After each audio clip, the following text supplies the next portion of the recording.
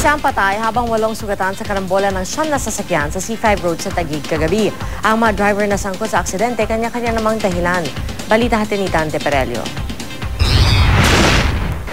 9 na sasakyan ang nagkarambola sa C5 Road sa Taguig City dakong alas 11 kagabi.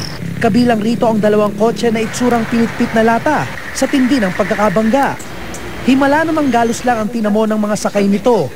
Damay rin ang nakaparadang mobile patrol ng Taguig City Police na rumisponde sa isang aksidente. Patay at kalunos-lunos ang sinapit ng isang di pa nakikilalang lalaki matapos magulungan at maipit sa truck na may kargang buhangin. 7 iba pa ang sugatan habang isa pa ang nasa kritikal na kondisyon. Nakita namin na yun na, may tao nang naipit sa sasakyan.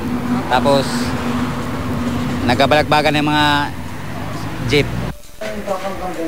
Kanya-kanya namang dahilan ang mga driver na sangkot sa aksidente. Bali parang nadadamay lang ako. Paano niyo po nasabi niyo? Kasi yun sa akin na halos nakaparada na yung truck ko Nung umano yung doon, halos po, umano na lang sa akin yung jeep na yun dahil may tumama sa kanya. Dinatang ko na lang na may aksidente na Siyempre magpo-full stop yung sa harap. Na-sudden stop ako sa taxi.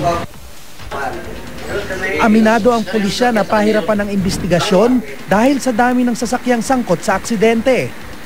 Pero una raw sasampahan ng reklamong reckless imprudence resulting in homicide ang driver ng truck na nakasagasa. Lahat po ng pagdugtungtungin natin lahat ng salaysay nila. Kung paano pang gagawin natin dito na malalim na investigasyon. Dante Perelio, GMA News.